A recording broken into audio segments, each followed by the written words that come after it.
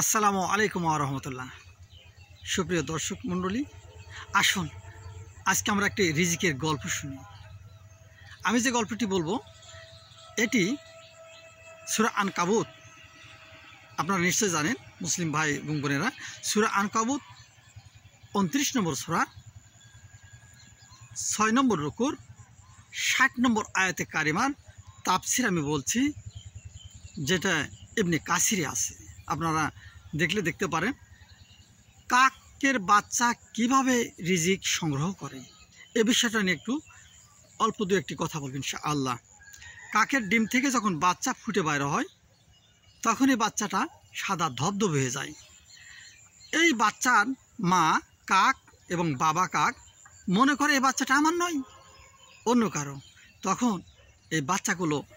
তখন এই বাবা মা বাচ্চাটা রেখেই সরে চলে যায়, দূর থেকে পর্যবেক্ষণ করে। আর এই বাচ্চাগুলো ক্ষুধার্ত অবস্থায় চি চি চি চি করে যখন হা করে তখন এক ধরনের পোকা, অর্থাৎ সাদা ফুতি যাকে বলা হয়, এই ধরনের এক ধরনের ক্ষুদ্র পোকাগুলো ওই বাচ্চার গায়ের গন্ধে বাচ্চার চারিদিকে ঘোরে। আর ক্ষুধার্ত বাচ্চা যখন মুখটা পিটপিট করে তখন এই বাচ্চার মুখের মধ্যে এই খাবারগুলো চলে যায়, অর্থাৎ এই অতি ক্ষুদ্র পোকাগুলো চলে যায়। আর বাচ্চা তখন এটা যখন ঢুক গেলে তখন খেয়ে বেঁচে যায়। এইভাবে এই বাচ্চাগুলো বেঁচে থাকে এবং এক সময় যখন এর গায়ে কালো পালক গজায় তখন মা এবং বাবা কাকগুলো কাছে আসে এবং এরপরে তারা পরিচর্যা করে মানুষ করে। সম্মানিত ভিউয়ার্স, কি বুঝলেন? আল্লাহ সুবহানাহু ওয়া তাআলা এই বাচ্চার কাছে যদি ওই অতি ক্ষুদ্র এই পোকাগুলো না দিতেন রিজিক আকারে, তাহলে কি বাচ্চাগুলো বাঁচত? মোটেও নয়। পৃথিবীর এমন কোনো শক্তি কি এই বাচ্চাকে এই খাবারগুলো দিয়েছে? না, এই বাচ্চাকে খাবার দিয়েছে সেই আল্লাহ সুবহানাহু ওয়া তাআলা, যে আল্লাহ সুবহানাহু ওয়া তাআলা মানুষকে আশরাফুল মাখলুকাত হিসেবে সৃষ্টি করেছে।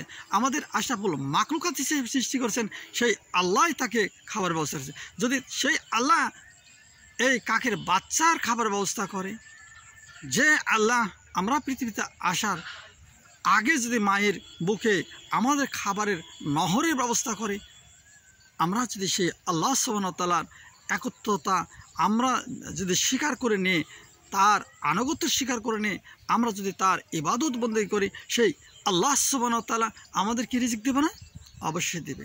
তাই আসুন আমরা সেই মহান আল্লাহ সুবহানাহু ওয়া তাআলার ইবাদত বন্দেগীকে নিজেকে মশগুল রাখি এবং রিজিকের জন্য সর্বদা আল্লাহ সুবহানাহু ওয়া তাআলার উপর তাওয়াক্কুল রাখবো। আল্লাহ সুবহানাহু ওয়া তাআলা আমাদের সবাইকে এ বুঝ দান করুক। আসসালামু আলাইকুম ওয়া রাহমাতুল্লাহ।